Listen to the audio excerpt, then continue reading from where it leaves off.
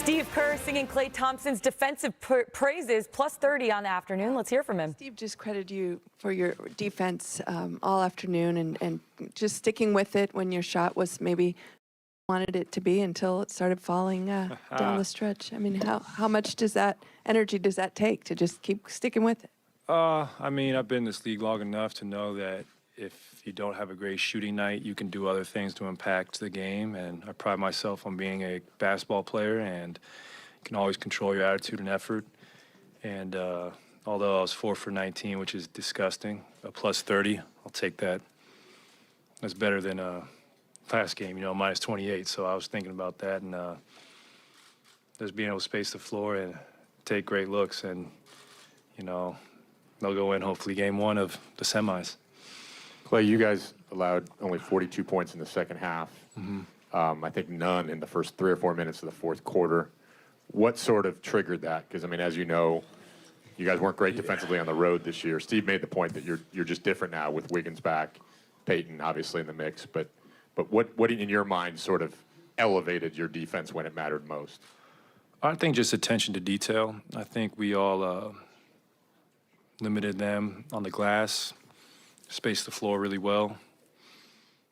Didn't let them get that out in transition like they have been previous games.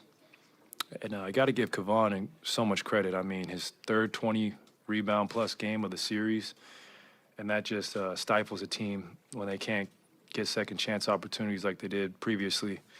And just a group effort, but shout out to Steph. I mean, what an incredible all-time performance to go for 50 in a Game 7. It's just a joy to share the backcourt with him, and he never ceases to amaze me. Hey, Klay. After winning Games 5 and 7 here, how good does it feel to put to rest that this team can't win on the road? Well, maybe this year was tough, but we've got guys who've been winning on the road for a decade now, and, I mean, you can't buy into the narratives from the media because you got to really dig deep and believe you're capable of anything. And whether it's a 1 road win or 2 road wins, usually when you want to win a championship, you got to get 1 on the road or 2 at least. And for us, it was really about just relying on our experience and just being ready to match their physicality. As someone who yourself has had just incredible shooting performances, high scoring nights, but has also played with Steph for over a decade, what is it like being next to him when he's in his zone, especially as someone who probably is familiar with that feeling? Oh, wow, thank you.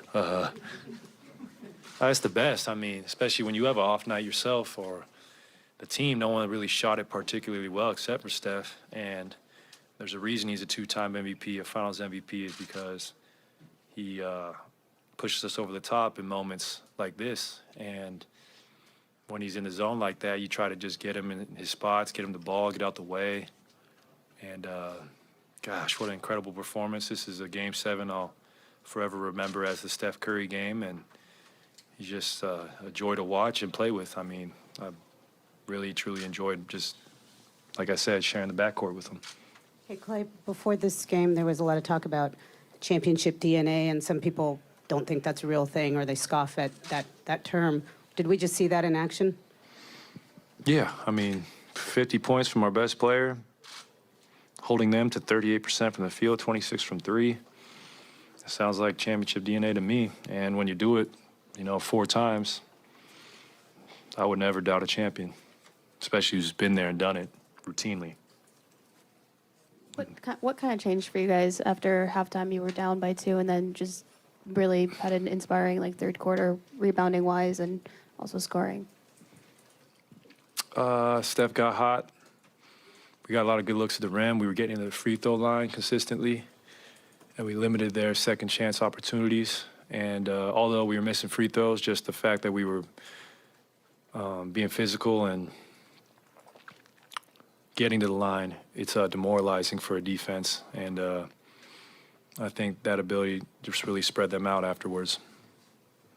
I know you obviously haven't dug into the film, but Lakers quick turnaround Tuesday. Just early thoughts on that matchup overall and facing LeBron in another playoff series. That's special. I mean, play LeBron in the finals 4 times. Obviously one of the greatest to ever play, and Anthony Davis is, right there as well. Played AD in the playoffs too, and they have. Watching that last series against Memphis, it looks like they're gelling and their guys know their roles. The other guys besides those two, and it's going to be a huge challenge for us. But we're all excited to play the Lakers. I mean, it's a legendary franchise, and Warriors-Lakers. It's been a long time since they've seen each other in the playoffs, and I know I'm personally excited. I get to play in front of my father, my mother, some of my best friends, and go down to SoCal after our homestand, and it's just a dream come true. I've waited for this for 12 years. Klay, you've mentioned it, Coach Kerr mentioned it. You guys have been doing this for a decade, and at the top of the game, what motivates you to keep going at the level that you keep going in? You just want to look back on your career with no regrets. You want to look back and say you gave everything you had, and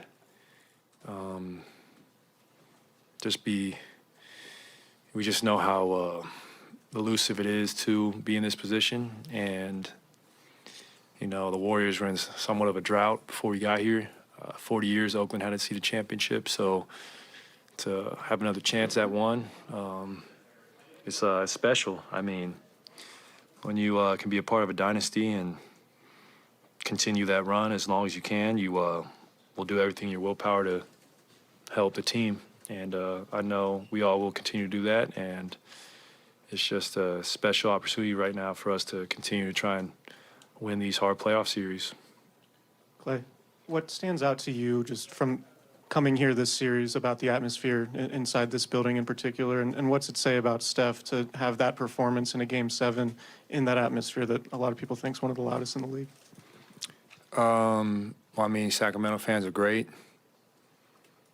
Obviously don't like the obscenities they said to Draymond, but other than that, they were behind their team for 7 games, and especially those first 2 games, it was incredibly loud in here. And for Steph to do what he did tonight just shows what he's made of. I mean, he has nothing to prove anymore, but he continues to just take his game to another level, and we all will continue to follow him.